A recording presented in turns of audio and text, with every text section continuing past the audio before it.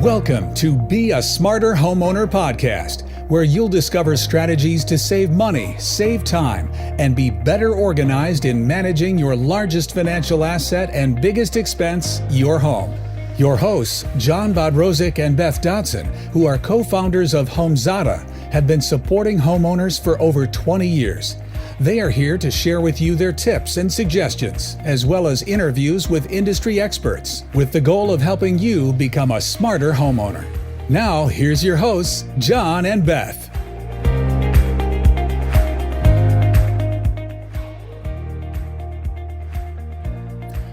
Hello, everyone. Welcome to Be a Smarter Homeowner podcast. I am Beth Dodson, one of your hosts, and along with me is John Bodrozic. We're also the co-founders of HomeZada, and we wanted to talk to you today about another life event and how to use home inventory for that, and that is moving.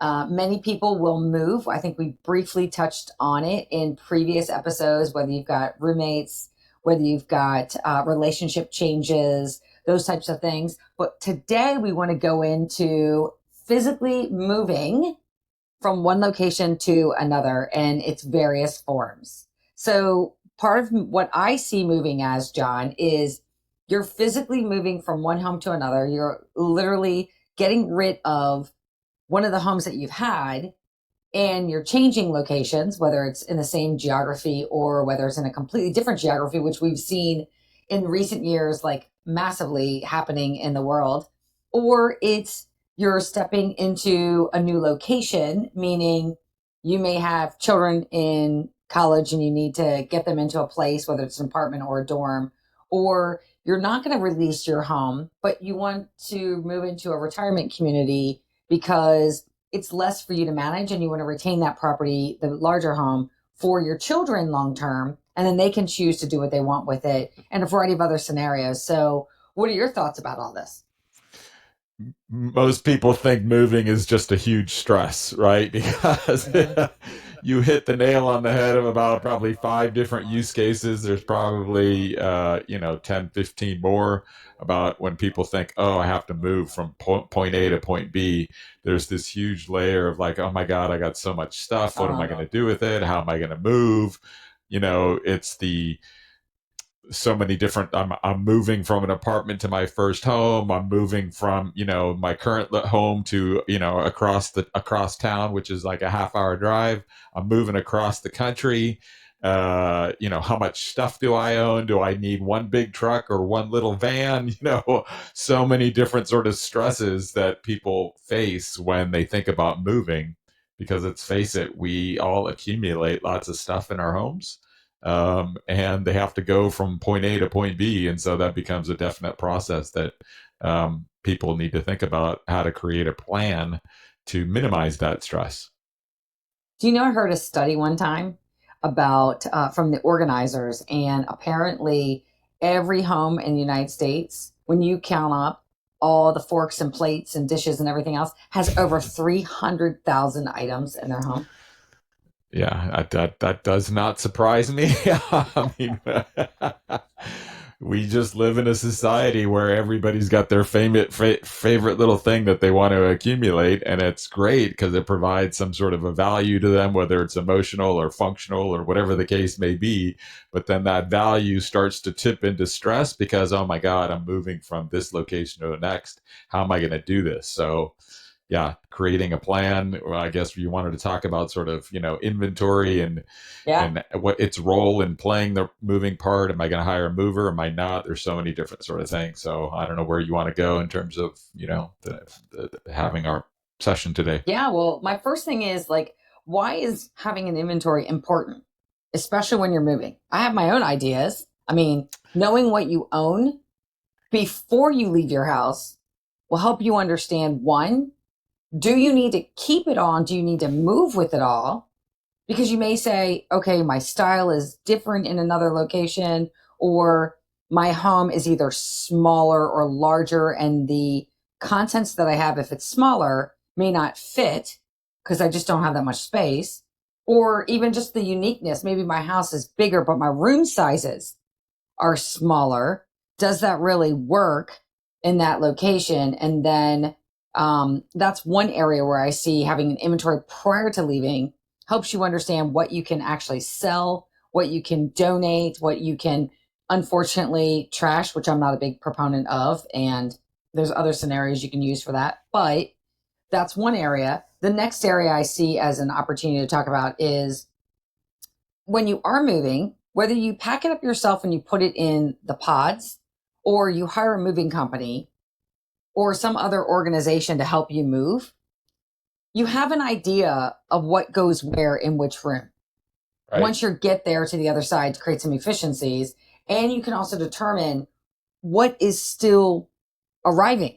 Let's face it, sometimes if you're putting things in, whether it's a pod or someone's packing it up for you, someone may have misplaced something, someone may have broken something by accident, forgot to tell you, and it never made it, or you actually forgot that all the things that you thought you wanted, you didn't put in the pod because you actually didn't want them. So having an understanding of what's actually in the pod or in the moving trucks before they go in the boxes. And then I think once you arrive somewhere, you have an inventory that's recalibrated to the new home, because maybe you have furniture that you've moved around. You're like, I don't want it in this space. I want it somewhere else. So I just think that becomes an opportunity for us to talk about having stuff in your existing home, having stuff when you're putting in a moving place, and then what happens on the other end.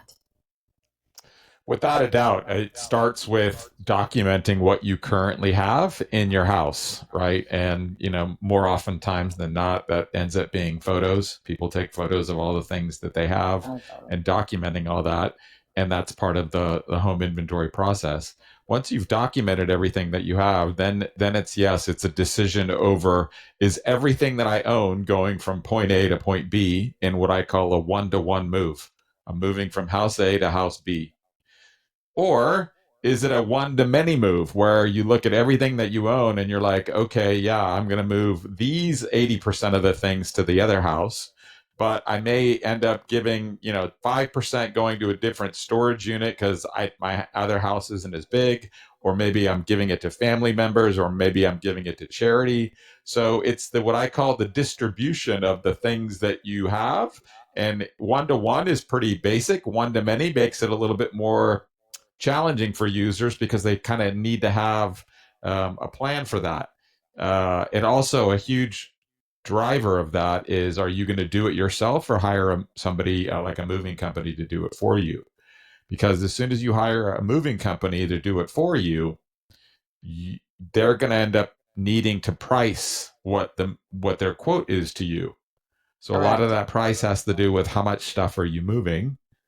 And the other part of that is the insurance while your stuff is in transit with the moving company.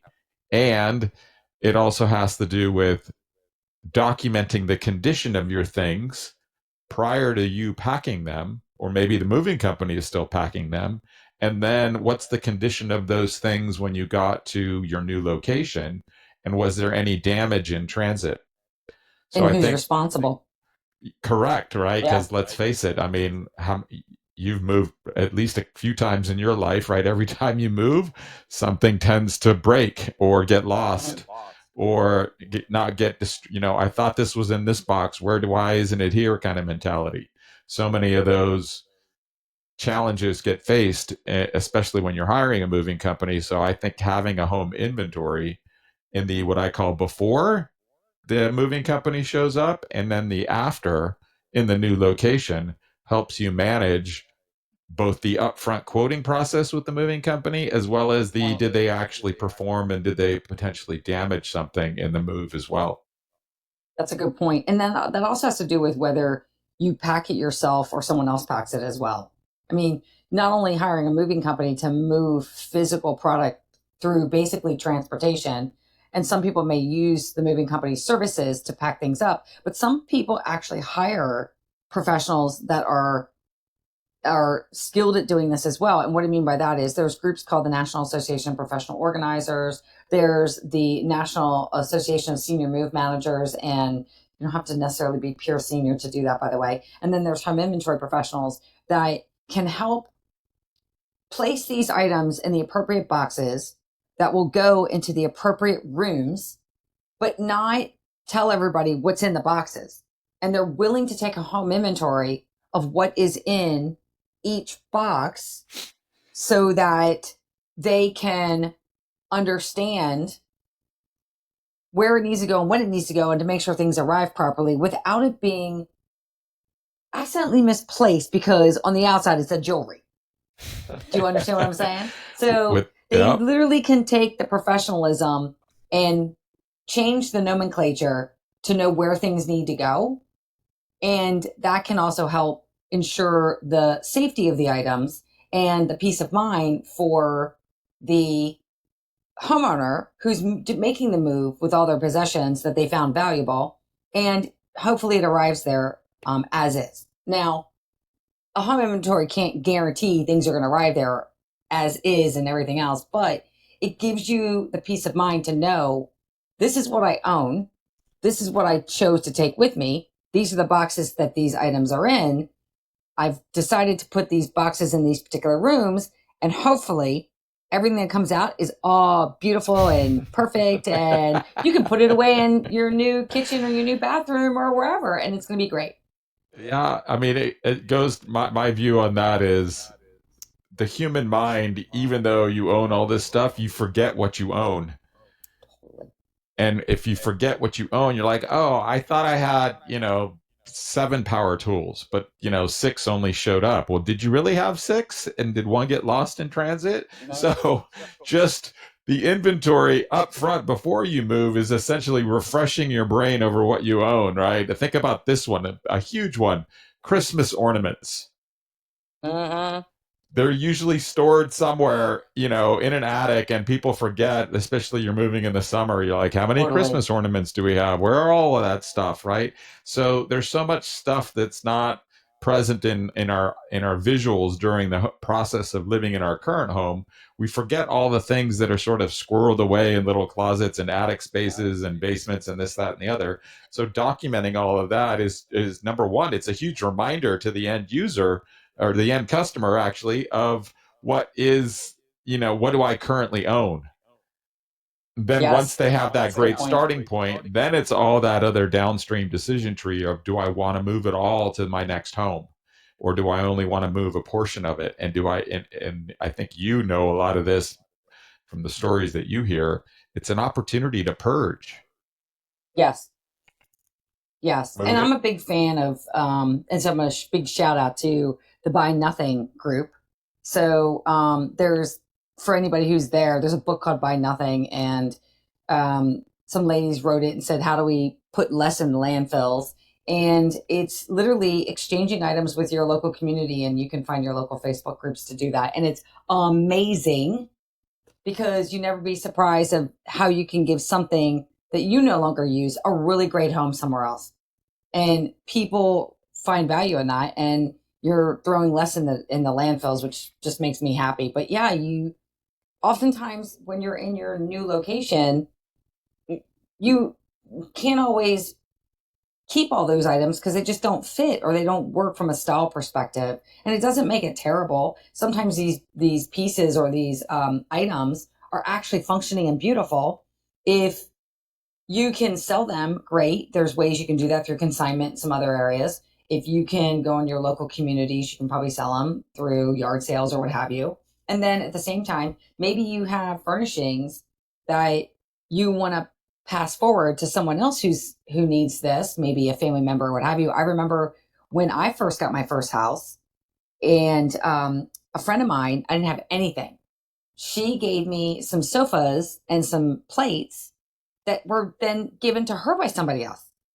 And then I chose then to do it again to the next group of people. And it's like, right, as long as you keep everything clean and functioning, then you actually have this ability to keep transitioning things to those that may need it just to get them started. I mean, let's face it, when you buy a new house or you're moving to something else, a lot of people may think, well, plates aren't that expensive. When it starts adding up, and you need plates and spoons and forks and glasses and cooking utensils and knives and all these other different items in your house, even sofas, everything starts adding up. And before you know it, you've spent all this money that you may not be able to afford, because you might be able to, one, purge your own things, but also borrow and accept gifts from other people and then pay it forward in the future when you do have the capital to start buying all the plates and forks and spoons and all the other cooking utensils.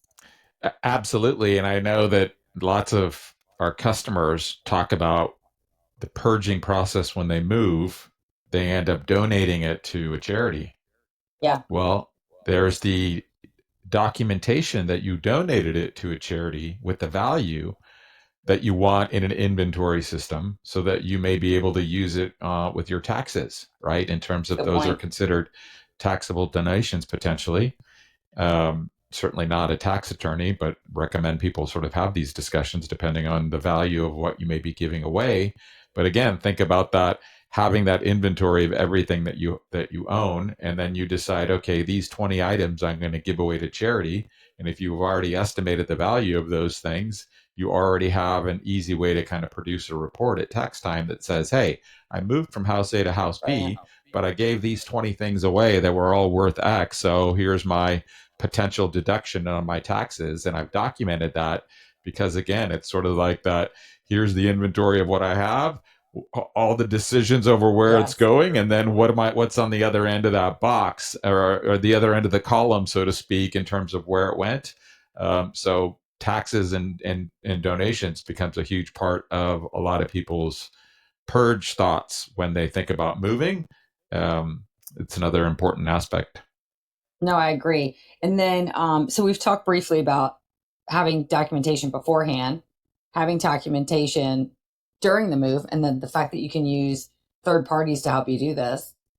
Also, documentation once you get there into the new property. So I'm a firm believer in just having a home inventory anyway, because it lets you know, one, what you own, 5 power tools or 6, which is important. And that also helps with any kind of, I guess, discussions or disputes. If you think you had 6, but you only really had 5, are you having a good discussion with your moving company? Because you may be falsely accusing them of something, and that you don't want to do that either. Correct. And so that's really important. But even on the other end, it helps you identify what you have for that property and what you may need. And I'll just take an example of, there's a lot of people that have moved from state to state over the last several years, and the states are just different. If you choose to move, and I'm going to try the reverse, from the southern states to the northern states, AKA, let's say I want to move from Arizona to Boise. There's a shock there to the system, but that's a whole nother story. In Boise, Idaho, you most likely need a snowblower. So you may not already own one in Arizona, but you may need to make that purchase once you get there, or at least right before it starts snowing. And so then you can do an assessment once you've arrived of all the things you have and what you may need in order to live in this new environment. Absolutely. Could not agree with you more, because it's the way I kind of see it is, yes, you're moving from point A to point B. Maybe not everything goes, but point B is in a different climate or a different preference, that you chose not to move your current washer and dryer because you lived in a small house with a small washer and dryer, and you finally now have a bigger laundry room and you have a bigger washer and dryer. You're like, woohoo, we can go buy a new washer dryer. So now that's not necessarily part of the move, but it's part of the decision of, hey, we're not moving this. But then on the downstream, we need to go buy something. We need to go buy the new washer dryer. Therefore, we need to inventory that for the insurance or the maintenance or the warranty issues, because those washer dryers only have so long in terms of warranty. And good point. It's, and it's your snowblower example. Absolutely. The maintenance requirements of different homes and different climate may require different tools. Again, giving you the opportunity to buy those things. The inventory software world has made it so much easier now, where you can basically take photos of receipts and the AI is automatically going to detect it and inventory it for you. Or you could take a picture of something that has like barcodes like a washer dryer probably has a barcode on the back. So many ways that technology can help facilitate A, creating the upfront list, B, deciding how you're going to distribute that list, C, documenting that it's arrived, and then D, if you've added new stuff to the house, having all that sort of centralized. I think is part of what I was referring to at the beginning is technology can de-stress people because they have it, they have a way to kind of think about all this stuff and where it's going to go and how do I need to track and manage it. That's part of hopefully the de-stressing aspect that software can help. Heck yeah. One of the things that we talk about too is I hear from some clients, they may have done their home inventory in their existing house. And you talked briefly about storage units. And I think we're going to go really in depth in storage units in a different podcast. But one of the things they were also talking about is they've got children who are at college, who are in an apartment at college, but they've got these items there. Sometimes they have furnishings, sometimes they have computers, monitors, screens, etc. Maybe even mini refrigerators, whatever the case may be, depending on the college you go to and the dorm and apartment you live in and everything else. And a lot of the parents will donate the items from their own activities or go buy them. They've been talking about some of these customers of ours, they've been talking about, well, we need to actually take in a home inventory and create a room in our HomeZada account and take a home inventory of our child's dorm room / apartment at college, because if they contributed items to the place, they want to take those items back each summer or each year. And then they may have more children that are going to go through college. And by inventorying that, they can determine what they gave to the area and the property wherever that child is living. And then they may need it for their next set of kids who go to the next set of college. And so we're hearing some stories like that as well. Yes. It's things have a lifespan and people need to move them from different points, right? And sometimes they go from the home to college A and then they come back 3 or 4 years later. And then that same thing goes to college B for a different child. And so again, instead of having to recreate either spreadsheets or a different set of photos every single time, right? That's like not using technology efficiently because you feel like you're having to repurpose this over and over and over again every time you move. That's part of the benefit of technology is if you create that inventory once of everything you own, then it becomes much easier to deal with the things that get multiple moves, from house A to house B to house C, or distributed to different places, or it comes back. Candidly, we've got some people that are on the sort of higher end of the wealth scale who are customers of HomeZada, and they have art in a storage unit. And they're like, well, where I want that art piece in my new house that I'm moving into in, city X. So they want to move it from the storage unit to the house. Well, then they sell the house and they're like, I'm tired of that. Let's just stick it in the storage unit. I don't need it anymore. Right. But they probably have people, like you said, property managers, estate managers who are sort of managing that for them so that 2 years from now, they're like, hey, where's that painting by so-and-so artist? I really want to pull that out of storage and put that and move it to my current location. And so, again, it's so valuable to, I think, have that initial inventory of everything that somebody owns and then using technology to kind of help manage all the different times it gets moved around. Yeah, I think this has been a really good conversation about moving, but I do want to end on one super, super, super, super sweet customer story that happened, and people can learn from this. But we talked about moving from one location to another. We talked about making sure you manage some of the contents that you have for your kids, but also parents. So this story was so sweet. We had a customer, they were actually a move manager, and they were the ones that were using HomeZada. And they did it with the approval of the children of this wonderful lady. And the children all lived in the major cities of Texas, but the mom lived in West Texas. And the father had recently died. And they were people who came over from Europe, and they had all these different items.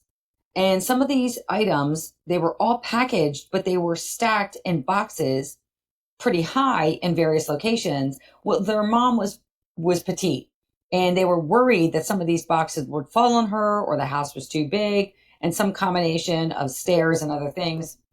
And they said, listen, Mom, we really need to move you to a retirement community so that you can have more activity, you can have more friends, and what have you. And they hired this woman and her team to work on the property. And this move manager was able to take all the different items in the property, document them, determine what was really cool and not necessarily valuable because it's not her belongings, but she was able to set those items aside, review those items with the kids and say, do you want me to keep it? Don't you want me to keep it? So they would make the determination. And she found some of the coolest, like old letters and old coins from the 1800s. And it was really, really wild. Mm-hmm. And then she also was able to set aside stuff that was either broken or just really wasn't operable anymore. And that was going to be disposed of. But they were able to keep the house, clean it up a little bit, store things properly within the house, and then take a subset of items and put it into the new retirement community for the mom. So when they moved the mom, she had items of her own space, so she didn't feel as lost because her home was the only thing she'd ever known. But her kids just literally couldn't be there to help take care of her on a regular basis. So this story, I know it's a little long, but it's so sweet. They moved the mom keep it going. I love it. They removed the mom into the retirement community with her, some of her things. And they went through all the different items in the house, kept the house. They weren't going to sell the house. They weren't going to sell all the items in the house. They just kept it, but they had to have a documentation of it all because these 4 kids were not close to West Texas anymore. Right. And so the move manager invited all 4 kids from all their different locations into the HomeZada account, and they could determine what to keep and what not to keep. And during that process, they also, as children, started identifying the items that they thought would be beneficial to them so that when their mom eventually did die, they knew how to disperse all the different items and who would actually value it the most within the family. And so everybody was allowed to do that within HomeZada, which was beautiful and made the senior move manager's job a whole lot easier. But here's what actually was so sweet about this story. The senior move manager had been working with the mom a little bit, and she knew the mom was really nervous about her kids are going to get rid of everything I own. They're going to get rid of all these memories. They don't understand these memories. And they were so stressed out that the senior move manager took her tablet. And because HomeZada is on the cloud, she took her tablet, opened up HomeZada, showed the mom in her retirement community, just sat with her and showed her all the spaces in HomeZada. Like I want to choke up and get teary-eyed. All the spaces in HomeZada and that all her belongings were still there. She said, the move manager said the mom was so elated and she was so relaxed and so much more at peace that her world changed living in her retirement community because she knew her children just didn't upend everything and just remove everything and get rid of it. And it's almost like she had more joy staying in the retirement community and could build better relationships because she understood that the one thing she really, really valued was this house with all these memories and these things that created memories.